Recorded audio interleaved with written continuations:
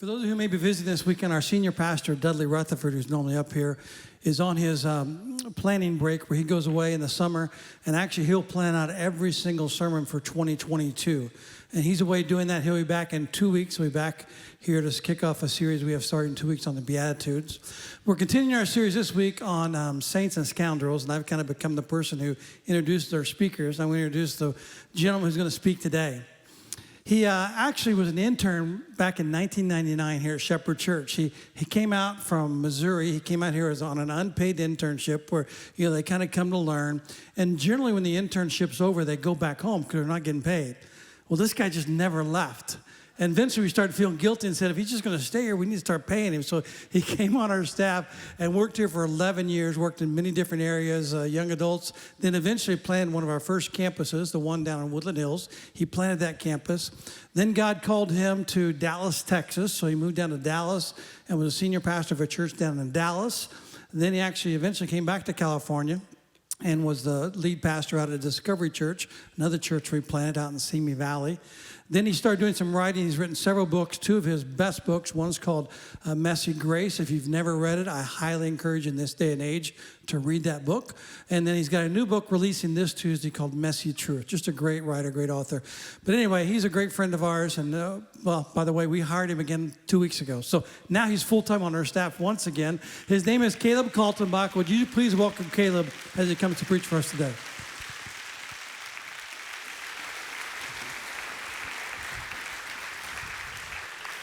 Hey, how we doing today? Good?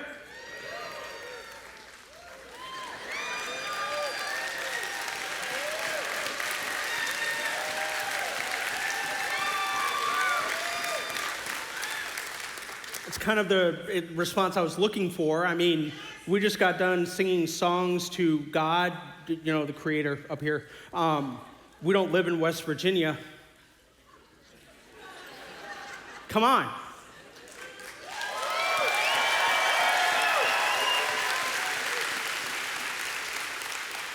I love Pastor Dudley, I love Pastor Tim. Both of them are just, all the leaders here are great.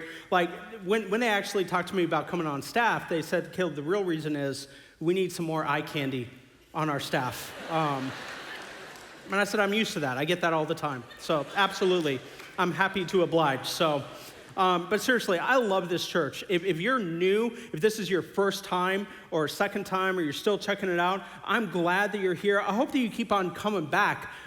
This is a place where it's okay not to be okay.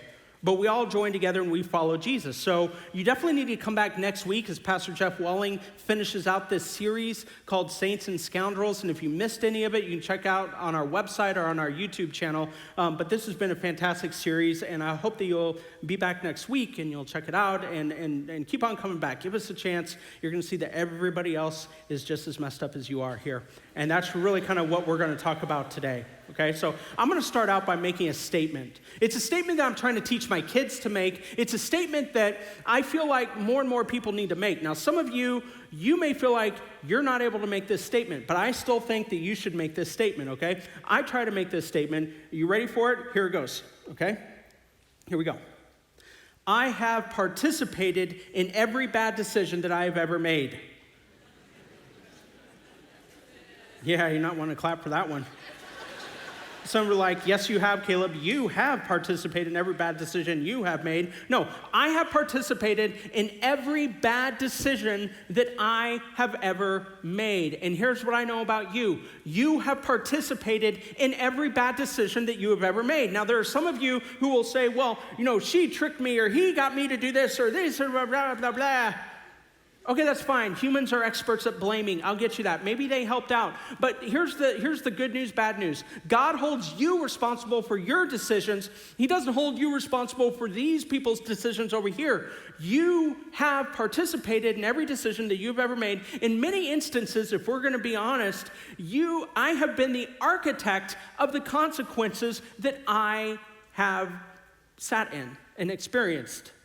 I have participated in every bad decision that I've ever made. This has led me to this conclusion. Again, I think you'll probably agree with me. Human beings do not make good decisions on their own. Like, humans don't. We just don't.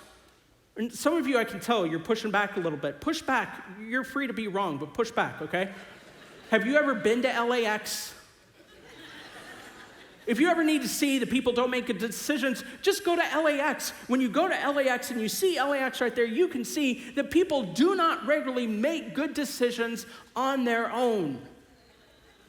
Case in point, I fly a lot, speak and consult with churches. A couple years ago, I'm in the aisle seat, we're flying, we reach cruising altitude, have this lady sitting next to me, homegirl takes off her shoes and socks and starts clipping her toenails right next to me. And when I say clipping, she's going to town like shards flying everywhere and it's just really just, like, ugh. And I usually don't say anything, but I just looked at her and I said, really? And she asked, oh, is this bothering you? I said, yes, your toenail is on my shoe. It's usually not there. And she said, well, I guess I could do this when I get home tonight. And I said, let's go with that plan. I'm a big fan. As a matter of fact, that's when I cut my toenails.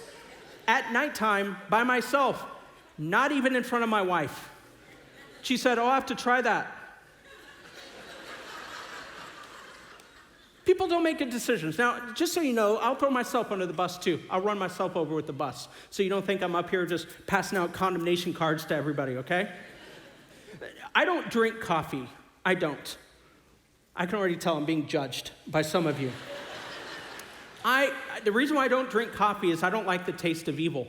I have tried to drink coffee.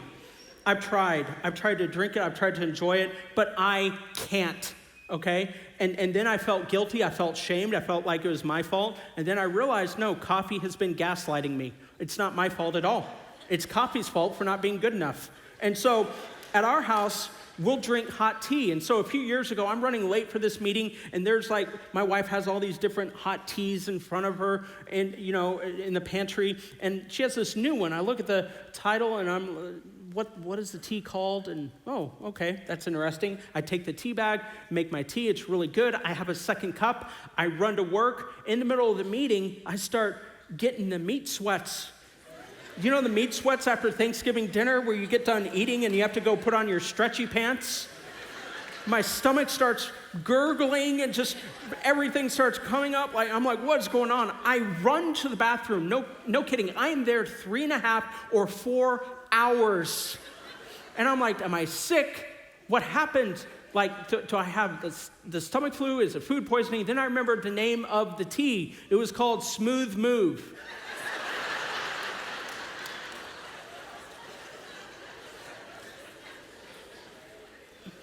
For those of you who are just catching up, and don't feel bad, it's a laxative tea, and I had 2 cups. By the end of 4 hours, I was either praying for God to make it stop or to take me, whichever one came first. I called my wife because I needed somebody to blame. I said, how in the world could you bring Satan's nectar into our house? And she said, well, why didn't you read the instructions? And I said, well, that's not important right now. Let's just be honest. Humans don't make good decisions. And I could give so many different other examples of how people don't make good decisions. I've got plenty to work with over the last 18 months. I've got plenty to work with over the last 10 years, 20 years, 30 years, 40 years, 100, 200, 300 years. Human beings, in and of ourselves, we don't make good decisions. You know why? Because some people call it human nature, trying to make it more palatable. You know what I call it? Sin. In all of us, we have this nasty disease called sin. And we all have it. It is this gravitational pull that all of us have where we want to orient everything toward ourselves, everything towards our benefit. And that's how we function. And that's what we have to fight, and we can't fight that alone. And you look at society right now, is it any wonder that we live in a society that undervalues truth and logic and overemphasizes feelings and reactions? No, because we live in a society filled with people, and people have this gravitational pull towards themselves that they don't want to resist. Is it any wonder that our society is ruled right now by false dichotomies where people think that you don't have an opinion and your opinion doesn't count unless you take an extremist view on one side or the other? Because we keep on giving into this gravitational pull towards ourselves. And here's the deal. That makes us not very good at resisting this nasty thing that we have to deal with our entire lives called temptation. Now, that's what we're going to talk about, okay?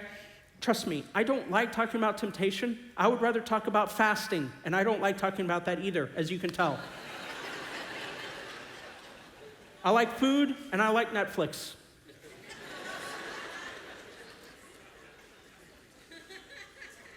But we got to talk about temptation. As a matter of fact, the message for this sermon is called The Opportunist. And David, we're talking about this guy named David, who was an opportunist. And he was an opportunist in a good way. He's looking for opportunities to be able to help people. But some of the times, that gravitational pull towards self can orient the opportunism inside of us to evil without us even realizing it or knowing it. And so here's what I want to talk about today. What do we do when temptation gets the better of us? What should we remember when we're faced with temptation? Because we're going to take a look at a story in David's life, and out of this story, we're going to get a principle. And I think this principle is going to help you when you're faced with temptation. And it's definitely going to help you when you end up giving into it, and you're like, how do I work my way out of this? So even if you don't go to church on a regular basis, you probably heard about the story that we're going to talk about, David and Bathsheba. I mean, come on. You don't even, that was TMZ before TMZ. Everybody heard about David and Bathsheba. And so we're going to talk about David and Bathsheba. And before we get there, let me just set the scene for you, okay? David is actually, he is in one of his greatest seasons. David is so excited because the Ark of the Covenant has just been brought into Jerusalem. You know the Ark of the Covenant, right? Moses built it, Indiana Jones found it, right? And the Ark of the Covenant is brought into Jerusalem, and he's dancing. His approval rating is like 99%. And we're joining David in 2 Samuel chapter 11. And a lot of people will say that at the beginning of this, that David is supposed to be out fighting wars with his military. Well, maybe, maybe not. Because on the one side, yeah, I mean, a lot of military kings did go fight with their military during this season, but at the same time, sometimes the battles were too much, and the military wanted to protect the king, so they told the king to stay back. There were other times when the king had to deal with other things here at home. So here's the deal. You're going to have a lot to pile on top of David. You don't need to add this one, but he's hanging out at home. And I'm going to kind of pick up there in 2 Samuel chapter 11. I'm going to read verses 2 through 5. Check this out here. 2 Samuel chapter 11, 2 through 5. One evening, David got up from his bed and walked around the roof of the palace. From the roof, he saw a woman bathing. The woman was very beautiful, and David sent someone to find out about her. The man said, "She is Bathsheba, the daughter of Eliam, and the wife of Uriah the Hittite." Then David sent messengers to get her. She came to him, and he slept with her. Now she was purifying herself from her monthly uncleanliness. Then she went back home. The woman conceived and sent word to David saying, "I am pregnant." Now, let me just set the scene here, and let me kind of unpack this a little bit. And some of you are reading it, you're like, what do you need to unpack, Caleb? It's pretty evident what happens. Here's David, and he's walking around the roof of his house. It says right here in the evening, but the original Hebrew, it really is more like late afternoon. So the sun is still out, and you can see everybody on the roof of their house. David's building was the highest building in Jerusalem. And a lot of the times, people would bathe and take their baths or whatever late afternoon, early evening. What they would do is they would take this bucket of water, they would set it out on top of the roof so that the sun, the hot sun, would just beat down on it all day. And it's just beating down on it. So by the time you get ready to take a bath in the evening, you have warm water or hot water. And so people would naturally take showers, baths, and so on the roof of their house. trusting that their king wasn't a creeper. Walking around, looking at everything, oh, let's see what we have here. Like, seriously, there's some pastors or other people I've talked to, they're like, well, Bathsheba must have known that he would be looking. Really? Like, Bathsheba must have known? You really think that? I mean, everybody else took a shower on the roof of their house. You think that Bathsheba is like, well, if I am right here, the king will see me amongst the other 500 homes around his. It's interesting. There are people that say, well, Bathsheba had just as much responsibility in the matter as the king did. Did she really? Did she? Did she? Here's what I say. No, she didn't. I'm not saying she didn't sin. I'm not saying that. Here's what I am saying. That when you read this, obviously she sinned, but here's the deal. How much time does the biblical author of 2 Samuel spend talking about Bathsheba versus how much time does the biblical author spend talking about David? Hardly says anything about Bathsheba, says a whole lot about David. You know why? Because David was the most powerful person in the room at the time. I digress here, but I'm going to digress on purpose. Hear me out here. I want to ask you a question. Who are you when you have the most power in the room?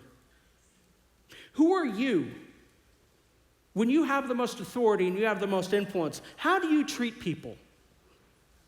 How do you make people feel? What do you say? Do you see people as a chance to leverage them for your benefit, or do you leverage your authority and your power and your influence for the benefit of other people? Who are you? Who do you become when you're the most powerful person in the room? Because at one point or another, we're all get the opportunity several times in our life to be the most powerful person in the room. It could be when we're a parent. It could be when we're a grandparent. It could be when we're in a work meeting. It could be in a church meeting or whatever. It could even be the influence we have amongst friends. But who you are when you are the most powerful person in the room, when you have the most influence, that says a lot about your character. It also reveals how much you really love God and people, how you leverage the authority and the influence that you have.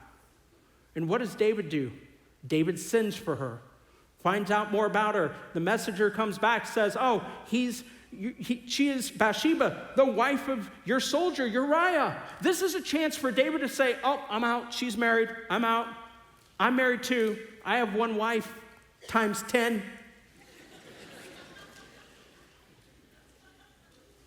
That's not what David does. David sins for her. She comes to him and sleeps with him. Now again, I understand.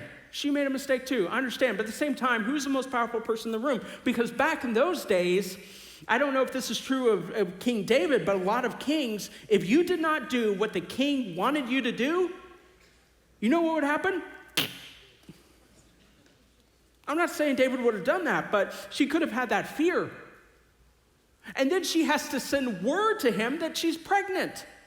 He doesn't even care enough about her to find out anything. I mean, it's like they just got together once, one night stand, and then, hey, I'm pregnant, and that's the next time that he hears from her. Now, that's another opportunity for him to come clean. I made a mistake. I'm so sorry. I'm a human. I'm sorry that I did that. Forgive me. That's not what David does.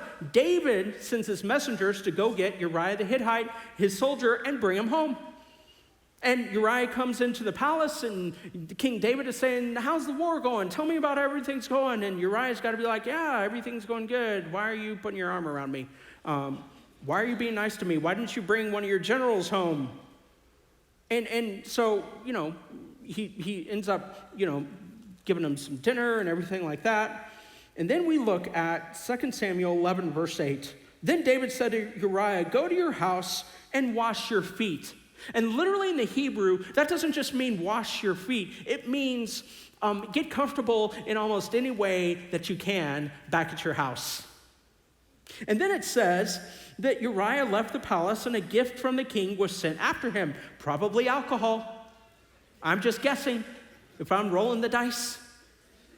Verse 9, but Uriah slept at the entrance of the palace with all of his master's servants and did not go down to his house.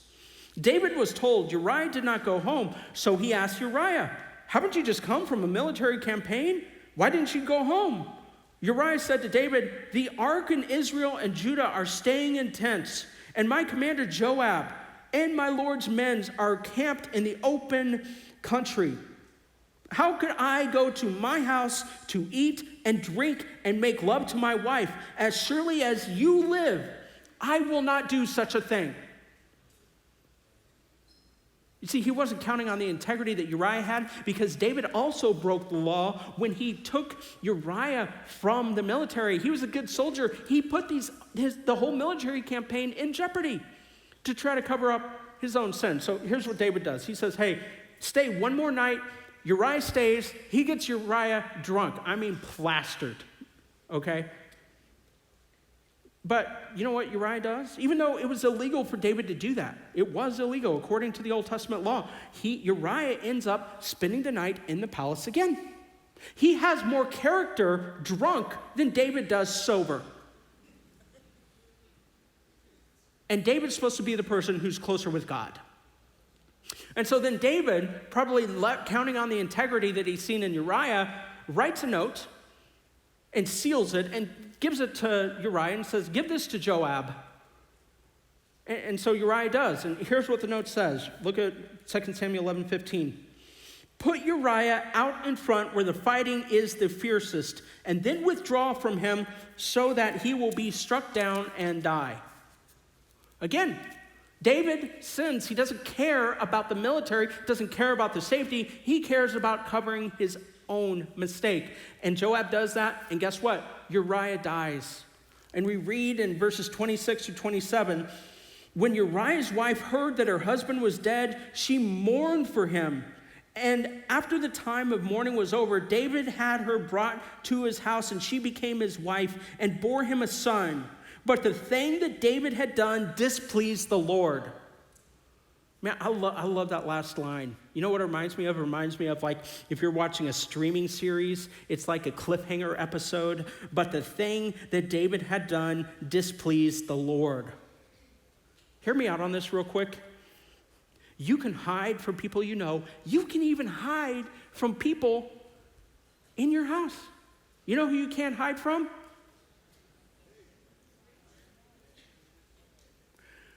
God sees. And what we see some of the times, we think, God's not going to do anything about it. God always does. God cannot allow sin to be undealt with. And God is dealing with sin and injustice even when you and I don't see it. He sees it. And he even sees our sin and our injustice. And so David, he thinks everything's covered. He thinks he's got off scot-clean. I mean, seriously, he thinks, okay, everybody thinks Uriah got her pregnant because Uriah came home. That was a good move on my part. And they're just living life.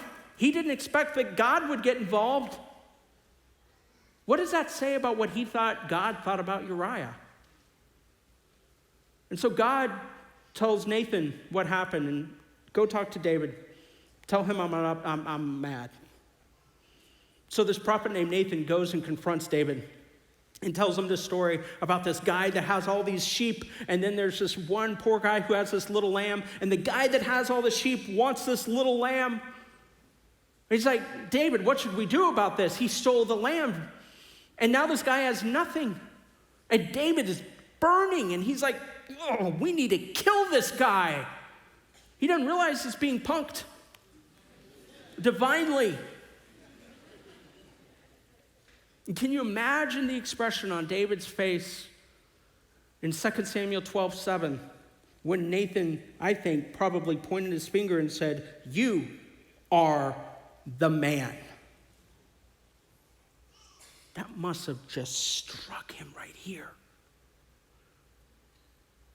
And Nathan says, hey, God says that he would have given you whatever you wanted if you would have asked.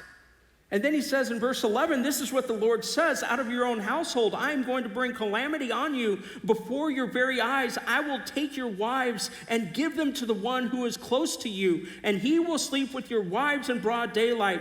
You did it in secret, but I will do this thing in broad daylight before all Israel.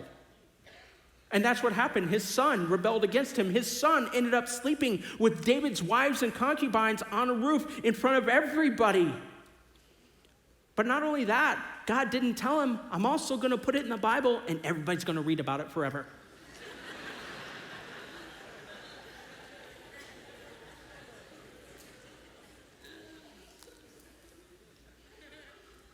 And you'd see that you can understand how difficult this is. And David wishes probably he could have gone back and had a do-over. But hear me out on this. This is what I want you to understand from this story so far. Write this down in the back of your heads. Temptation never keeps its promises. Temptation never keeps its promises. There is no way that temptation will ever give you what it promises. Temptation promises you everything. It promises you shortcuts. It says, hey, you can follow God and do this over here. He's not really serious about that. You know what temptation says? Go ahead and do it again. You've got it this time. Nobody will find out. You're that good to cover it up. You make great decisions. Hear me out on this. Temptation never keeps its promises. I think it was Albert Einstein or some other really smart dude who said that the definition of insanity is doing the same thing over and over again and expecting different results. But yet, what do we keep on doing again and again and again? Temptation, temptation. I can control it. Nobody's going to find out. If they do, I'm going to be able to explain my way out of it. Hear me out on this. I know this is going to hurt. We're going to end on a good note, by the way, okay? And you'll be out in time to go eat lunch. You'll beat the Lutherans to the buffet. Hear me out on this. You're not that good.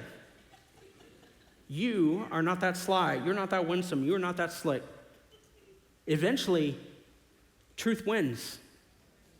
Truth is revealed. Truth comes out. People will know what happened. Temptation never keeps its promises. And you can see that David is just cut by this. He says in the beginning of verse 13, he says that to Nathan, David says, I have sinned against the Lord. And you can see that it cut him to the bone. And we actually read this in Psalm 51. This is a psalm or a song, a worship song that David wrote about his experience with Bathsheba and Uriah and Nathan and the consequences. Listen to what he says in Psalm 51, verses 1 through 4 and verse 10. Have mercy on me, O God, according to your unfailing love, according to your great compassion. Blot out my transgressions, wash away all my iniquity, and cleanse me from my sin. For I know my transgressions, and my sin is always before me. Against you only have I sinned, and done what is evil in your sight. So you are right in your verdict, and justified when you judge. Create in me a pure heart, O God, and renew a steadfast spirit within me. Renew a right spirit in me. David knew that he had fallen so far. He's like, God, I cannot restore myself. I have to cling to you for my restoration. I can't do it on my own. As much as I cleaned on you for my salvation, I have to cling on you to restore me. Have you ever been there before? When you realize how far you've fallen, and usually we fall when we are at our most successful point. When we think we're the strongest. The end of verse 13, Nathan replies this, the Lord has taken away your sin. You are not going to die. Hear me out on this. Temptation never keeps its promises, but God is always faithful. Temptation will never keep its promises, but God will always be faithful, period.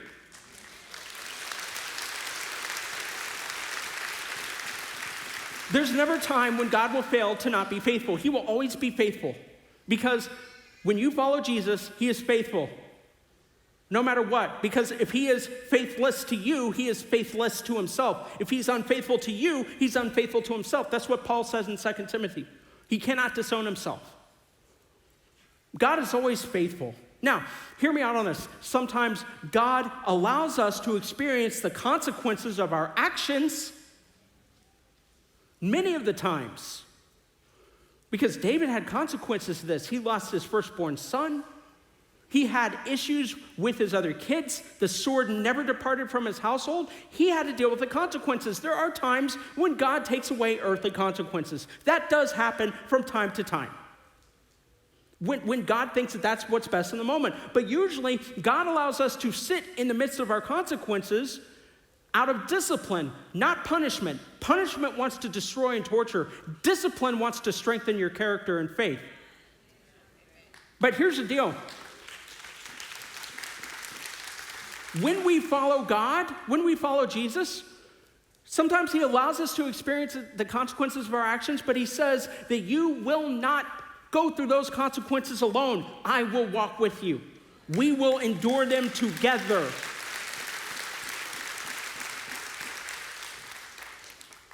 Because again, God allows us to be, he does discipline us. He doesn't enjoy it.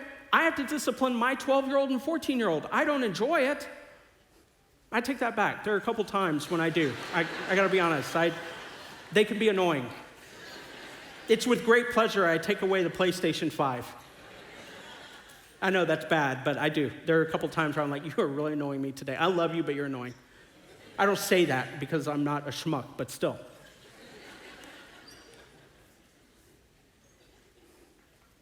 See, God loves you.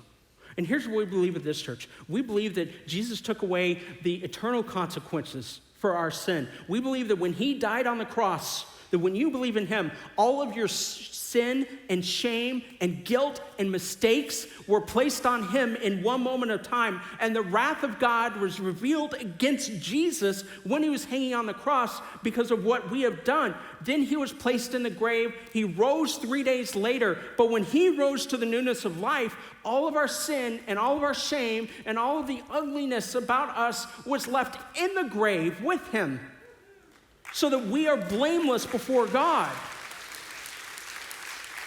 Another way I say it is like this, that metaphorically, when you believe in Jesus, when he died on the cross, God didn't see Jesus dying on the cross there, God saw you. And now that you live, God doesn't see you live, he sees his son living your life through you. And this is why the Apostle Paul in Ephesians chapter 1, verse 7 wrote, "In Jesus we have redemption through his blood, the forgiveness of sins in accordance with the riches of God's grace."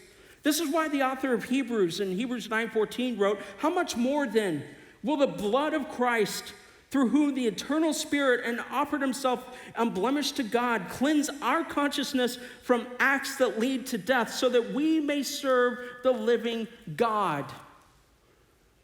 You see, I believe that Jesus died not only to give you eternal life, not only to give you a connection to the Father, not only to adopt you, but so that you would not live life alone in this world. And so when temptation hits you, and when you need to remember that temptation never keeps its promises, but God is always faithful, and you find yourself dealing with the consequences of what you have done, or dealing with the guilt of trying to hide what you have done, here are 4 questions I think you need to ask yourself, that I try to ask myself. Number 1, what do I need to own? Number 2, who needs my apology? Number 3, who can walk with me? And number 4, how can I help others? Number 1, what do I need to own? What is it that I'm trying to hide? What is it that I hope nobody else finds out? Number 1, what is it that I need to own? Number 2, who needs my apology? Because here's the deal, you gotta apologize to somebody. And I'm not saying everybody in here does, but some of us do. We owe somebody an apology, you're like, well, Caleb, they're not gonna accept it. You let God deal with them, you let God deal with you. You do what you need to do, let God deal with that person. That's between them and God. You do what you need to do, and there are a lot of us we need to apologize. Well, I don't think I need to apologize. Well, an attitude like that shows me you do. And who can walk with me? Look, I get it. There are a lot of you have Christians in your household. I didn't grow up in a Christian household. There are a lot of you who have Christians in your household, but some of you need to be around other Christians than just in your household. That's why we push life groups so much in this church. That's why I think you need to be in a life group. Now, I think there are some of you who are introverts, and you're like, oh, I don't know. And where are my introverts at? Yeah, they're not going to say anything. Gotcha. Introverts are not going to say anything. They're like, stop talking about me. Right, I get it. Even if you're introverted, but even introverts, you need community as well. You need people to walk with you who are not in your immediate household, people that you can be real with. We're going to have an opportunity soon for you to join a life group, and you need to do it. You need to, or else I'm going to tell Pastor Dudley on you, okay? Fourth thing is this: how can I help others? Because God is faithful to you. God wants to leverage what has happened to you for other people. You're not just saved for yourself. You are blessed to be a blessing. You are saved for God to leverage your life to help save other people. Because when you are faithful, God can do amazing things. Now, you remember about 3 weeks ago, Pastor Jeff Walling was here. And I don't know if you remember that he preached on Matthew chapter 1. Remember the genealogy? You never thought that you could hear a good sermon on Jesus' genealogy? And it's a good sermon, right? So don't skip over those names when you read through the Bible. And it's fantastic. You know what's really cool? When you look at Matthew chapter 1, verse 6, you know what's really cool? Like, David and Bathsheba are in Jesus' genealogy. The same people that made this horrible mistake, especially David, who went on this long chain of bad decisions, giving into temptation after temptation after temptation. God put him at the center of the genealogy. Now, here's something for those of you who are Bible nerds. Where are my Bible nerds? You're out there somewhere. Like, here's a nerd nugget for you, okay? Like, Matthew chapter 1, verse 17, it says, thus there were 14 generations in all from Abraham to David, 14 from David to the exile in Babylon, and 14 from the exile to the Messiah. 14, 14, 14. You see, in Greek and Hebrew, each of these languages, each letter has a numeric value. Do you know the numeric value of David's name? It's 14. He is the center of this genealogy. And when you read Matthew, you know what Jesus is called over and over again? Son of David, Son of David. Have mercy on me, Son of David, Son of David, Son of David. Don't tell me that God can't use you. It is never too late to return. It is never too late to accept Jesus. Never, as long as you have breath in your lungs.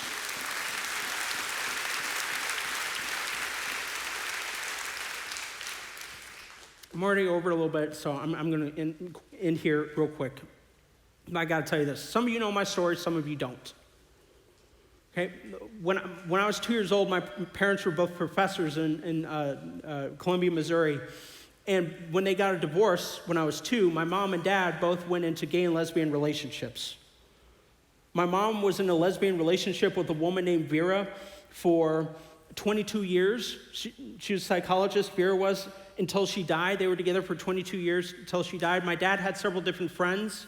My mom and Vera moved to Kansas City, home of the greatest football team in the nation.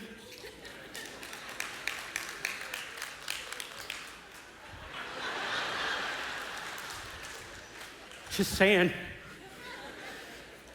Should go look at my Instagram, put something on there on the new Raiders stadium. They have a new retractable roof. I'll leave it right there. You just go take a look. My mom and Vera, they were activists. My dad was an activist. I was raised in an activist environment. When I was growing up, like preschool, elementary age, middle school, my parents took me with them to clubs and bars and hangouts and house parties and pride parades. And I remember this one pride parade I marched in. There were quote-unquote Christians on the sidelines holding up signs saying, God hates you, throwing water and urine on people. And as a young kid, I looked at my mom. I said, why are they acting like that? And she said, well, Caleb, they're Christians. Christians don't like gay people. If you're not like them, they will not like you. And I saw that proved time and time again. I saw Christian families ignoring their young sons dying of AIDS in the 1980s, not wanting to touch them or anything. Here's what I thought. If Christians are this bad, I don't want to be one because I can't imagine how awful Jesus is. And so by the time I was 16, I was sneaking out at night, living it up, like my hair was down to here, like back then. And this is not a roast. I understand the Lord taketh away, but like when I walked out here, some of you are probably like, who put Dudley in a dryer with a wet towel?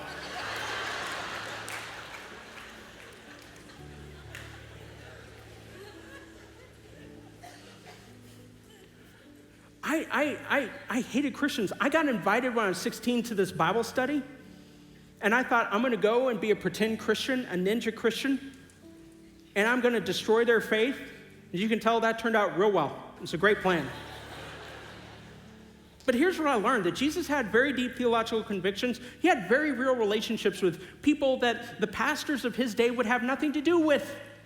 And I was like, I can get on board with that. And I kept on reading, and I came to a couple of conclusions that I still hold today. The first one is this: I believe that God designed sexual intimacy and affection to be expressed in a marriage between one man and one woman. But I also believe that our theological beliefs should never be reasons to devalue another human being.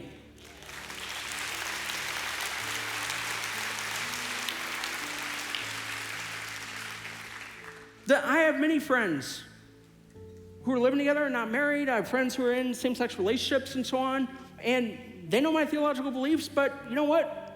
I love them, we're friends, because this belief over here has never stopped me from loving somebody over here, period.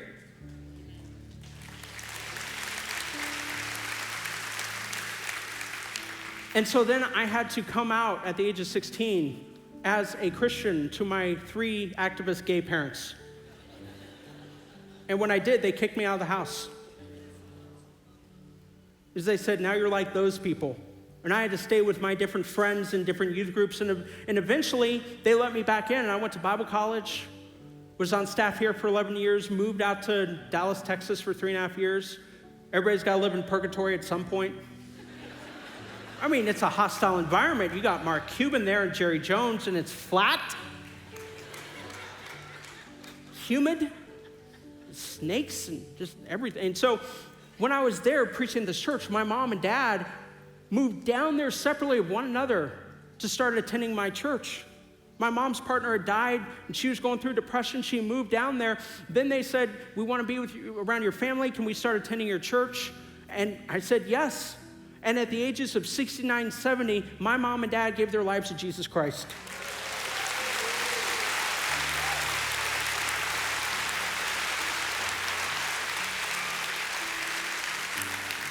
Why do I say that? Because it is never too late. God is always faithful. Temptation never keeps its promises. It will always seek to destroy you, but God is always faithful, and he will always be there to pick you up, and it is never too late to do the right thing. And even if you think it's too late to do the right thing, you have to ask yourself, what is the wise thing to do? I want you guys to stand with me. I'm going to pray in a minute. And after I pray, you guys are dismissed. But after I pray, I just want to put this invitation out there. If there are some of you, you have never named Jesus Christ as your Lord and Savior, I want you to come up here and go over to these doors all the way over there, to my left and to your right, right over there where it says exit. There are going to be people ready to pray for you. If you want to ask questions about Jesus, if you have never made the decision to get baptized, what is stopping you? Today is a perfect day to do it. There's some of you, you've been off track, and you need to get back on track. And maybe people don't even know you've been off track, but you need to get over there. Others of you, you just need prayer. I'm going to pray, and then again, you'll be dismissed. But again, if you feel that pull, that tug, do not resist God. He's there for you. He's faithful. He's waiting. Let me pray for you. Lord, thank you so much that you are faithful. Thank you for revealing to us the fact that temptation is not faithful. Please save us from ourselves, Father. We do not make good decisions on our own. We look for opportunities to insert our own agenda. Help us, Father, to be able to walk in your ways. And please be there when we do mess up. Help us not to be afraid to look in the mirror and take responsibility. Father, I love you. It's in your son's name I pray. Amen. God bless you. Love you. Take care, guys. We'll see you.